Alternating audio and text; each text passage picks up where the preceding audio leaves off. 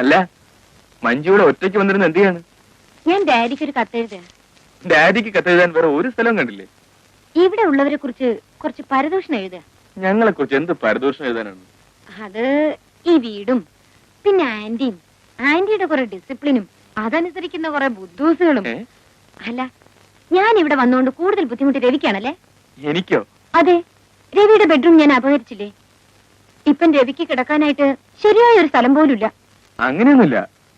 വീട്ടിലൊരു ഗസ്റ്റ് വന്നു കഴിഞ്ഞാൽ അവരെ അതിന്റേതായ വിധത്തിൽ ട്രീറ്റ് ചെയ്യണ്ടേ? ഫോർ എക്സാമ്പിൾ, ഞാൻ മഞ്ജുവിന്റെ വീട്ടിൽ വന്നു തന്നെ ഇരിക്കട്ടെ. മഞ്ജുവിന്റെ ബെഡ്റൂം എനിക്ക് ഒഴിഞ്ഞു തരില്ലേ? എന്റെ ബെഡ്റൂമിൽ ഞാൻ ഒരാളും കേട്ടിട്ടില്ല.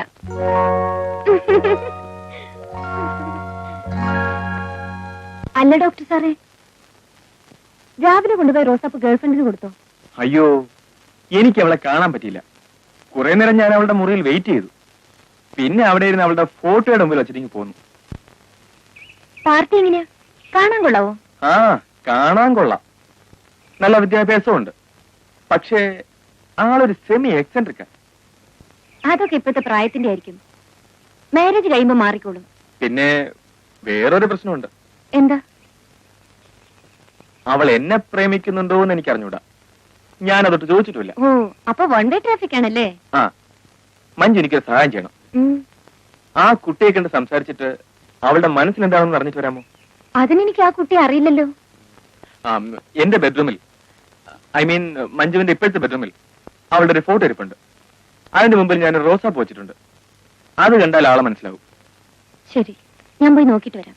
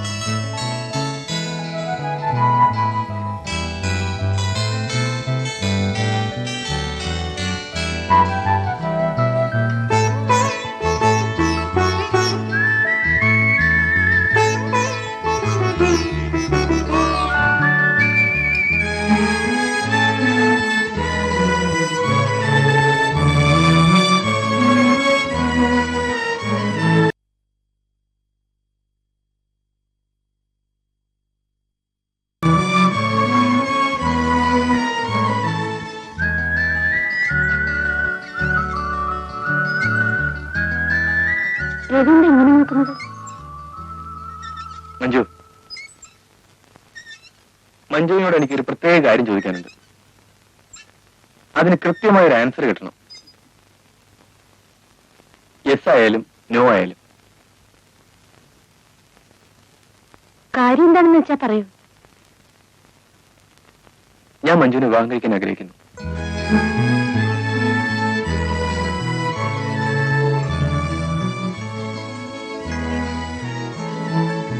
എന്താ മഞ്ജുവിനും മിണ്ടാത്തത്? ഞാൻ യെസ് എന്ന് പറഞ്ഞുകൊണ്ട് കാര്യമൊന്നുമില്ല. ആന്റി പറയുന്നതിനപ്പുറം ഇവിടെ ഒന്നും നടക്കില്ലല്ലോ. മഞ്ജു ഇവിടെ വന്ന് ഞങ്ങൾ എല്ലാവരുടെ മനസ്സിനെയും കീഴടക്കി, മമ്മി ഒഴിച്ച്. മഞ്ജു വിചാരിച്ചാൽ മമ്മിയും പോക്കറ്റിലാക്കാൻ കഴിയും.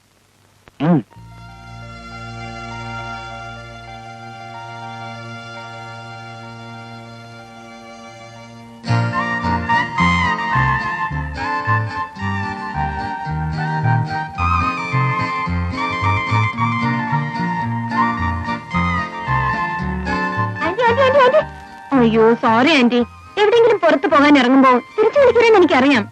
എന്നാലും എന്താ ആന്റി, ഞാൻ പറയുമ്പോ ആന്റി മണിയടിക്കാനാണെന്ന് വിചാരിക്കരുത്. I am very frank. വിശേഷങ്ങളൊന്നും വേണ്ട. എന്താണെന്ന് വെച്ചാൽ വേഗം ചോദിക്കും. എനിക്ക് അല്പം തിരക്കുണ്ട്. ആന്റി, ആന്റിക്ക് തിരക്കുണ്ടെങ്കിൽ പോയി വന്നിട്ടായാലും മതി. എന്താണെങ്കിലും വേഗം പറയൂ. ഇത്രയും വലിയ വീട്ടിലെ എല്ലാവരുടെയും കാര്യങ്ങൾ ഒരു കുറവും കൂടാതെ ഇത്ര ഭംഗിയായി നോക്കിക്കൊണ്ടുപോകാൻ ആന്റിയെ കൊണ്ട് എങ്ങനെ കഴിയുന്നു? അതായത് ആന്റിക്ക് അങ്കിളുടെ കാര്യം നോക്കണം, വീട് വൃത്തിയായി സൂക്ഷിക്കണം, എല്ലാവരും ഡിസിപ്ലിൻ മെയിൻറ്റെയിൻ ചെയ്യുന്നുണ്ടോ എന്ന് നോക്കണം. ഇതെല്ലാം പോയിട്ട് ഫിലിം സെൻസറിങ്ങിനും പോകണം. ഇതിനൊക്കെയുള്ള എനർജി ആന്റിക്ക് ഇത് എവിടുന്ന് കിട്ടുന്നു? ഞാൻ ആവശ്യത്തിന് മാത്രമേ സംസാരിക്കാറുള്ളൂ, അതുകൊണ്ടാ. എന്റെ മണിയുടെ ഫലിച്ചില്ലല്ലോ. മതി മോളെ പറിച്ചത്, നീ ഇങ്ങനെ പറിച്ചു പറിച്ച് എന്റെ തല മുട്ടയാക്കും. എനിക്കിങ്ങനെ ആരുടെങ്കിലും നരച്ചുമുടി പറിക്കുന്നതേ എന്തൊരു ഇഷ്ടമാണെന്നോ. ഓ, അപ്പൊ നീ എനിക്ക് വയസ്സായി എന്ന് പറയുക അല്ലേ? എനിക്ക് അത്ര വയസ്സൊന്നും ആയിട്ടില്ല. വീട്ടിൽ ഡാഡിയുടെ മുടി പറിക്കാന്ന് വെച്ചാ ഒരു രക്ഷയില്ല. ഓ, നരച്ച മുടി പറിക്കാൻ നിന്റെ ഡാഡിക്ക് മുടി ഉണ്ടായിട്ട് വേണ്ടേ? ആ, അത് തന്നെ. ഡാഡിയുടെ തലയാണെങ്കിൽ പെർഫെക്റ്റ്ലി ഗുഡ് നൈറ്റ്. അത് ശരിയാ.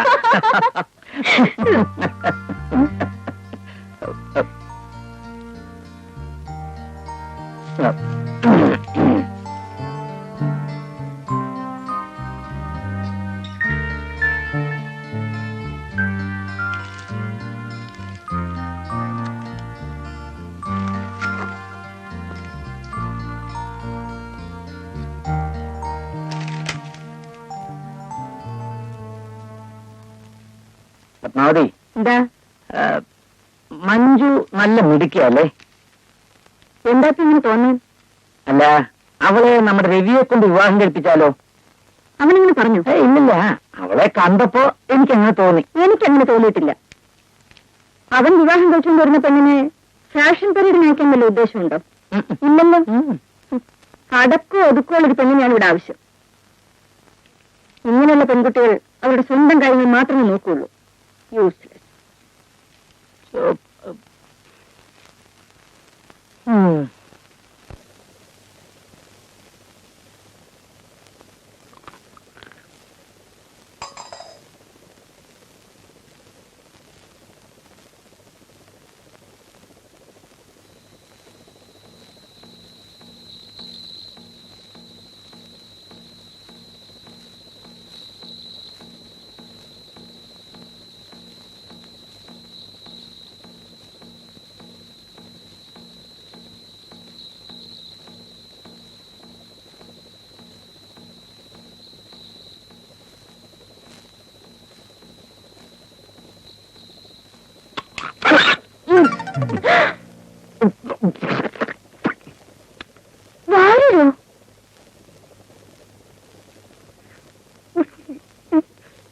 എന്താ കഴിക്കുന്നത്? ചിക്കനോ? താൻ ആള് കൊള്ളാമല്ലോ.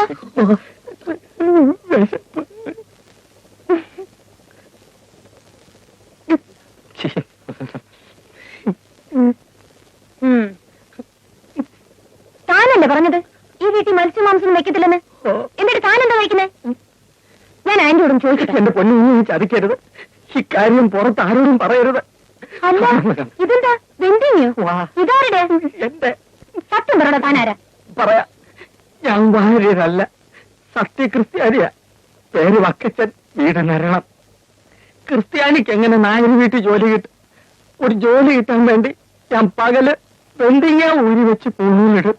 രാത്രി എല്ലാരും ഉറങ്ങി കഴിയുമ്പോ പൂണൂൽ ഊരി വെച്ച് വെന്തിങ്ങ ഇടും. പിള്ളകുട്ടി പരാധീനക്കാരനാണ്.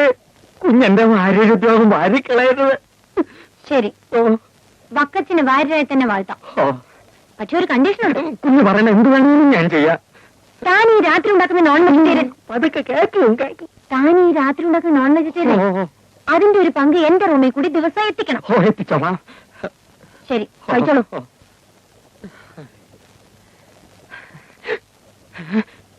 കുഞ്ഞേ, എന്താടോ? എന്റെ ചിക്കനും എന്തെങ്കിലും കൊച്ചമ്മ അറിയരുതേ. ഇല്ല.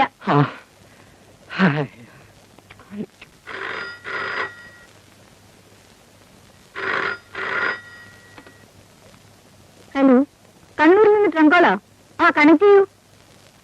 ഹലോ, ആരാ? ആ ചേട്ടനാണോ?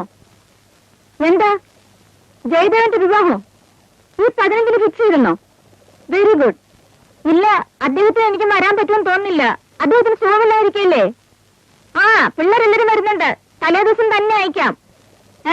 എന്താ? ഇവിടെ എല്ലാവർക്കും സുഖം തന്നെ. എന്നാ വെക്കട്ടെ. ശരി.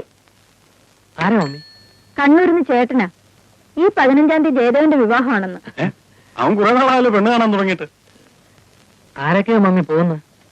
ഡാഡി ഞാനും വരുന്നില്ല. നിങ്ങൾ എല്ലാവരും പോയാ മതി. അപ്പോ മമ്മി വരുന്നില്ലേ? ഇല്ല, ഡാഡിക്ക് സുഖമില്ലായിരിക്കുമ്പോ ഞാനെങ്കിലും ഇവിടെ വേണ്ടേ? പിന്നെ ടിക്കറ്റ് നേരത്തെ തന്നെ ബുക്ക് ചെയ്തേക്കണം. വെക്കേഷൻ ടൈമാ, റഷ് കാണും. ശരി. നിങ്ങളെല്ലാം എവിടേക്കാ? ഫാക്ടറിയിലേക്ക്. നിങ്ങൾ ഫ്ലാറ്റിലേക്കാണോ? അല്ല, എന്നാകത്തേക്ക് പോയിക്കോളൂ. ഞങ്ങൾ ആ സുരേഷ്, ദാ. വൈകുന്നേരം വരുമ്പോ കഴിഞ്ഞ മാസത്തെ ഓഫീസ് അക്കൗണ്ട്സ് എല്ലാം ഒന്ന് കൊണ്ടുവരണം. എനിക്കൊന്ന് വെരിഫൈ ചെയ്യാനാ. അല്ല മമ്മി, ഇന്ന് തന്നെ കൊണ്ട് കാണിക്കണം. ആ വേണം. അതോടെ ഊണ് വെളിയിൽ തന്നെ.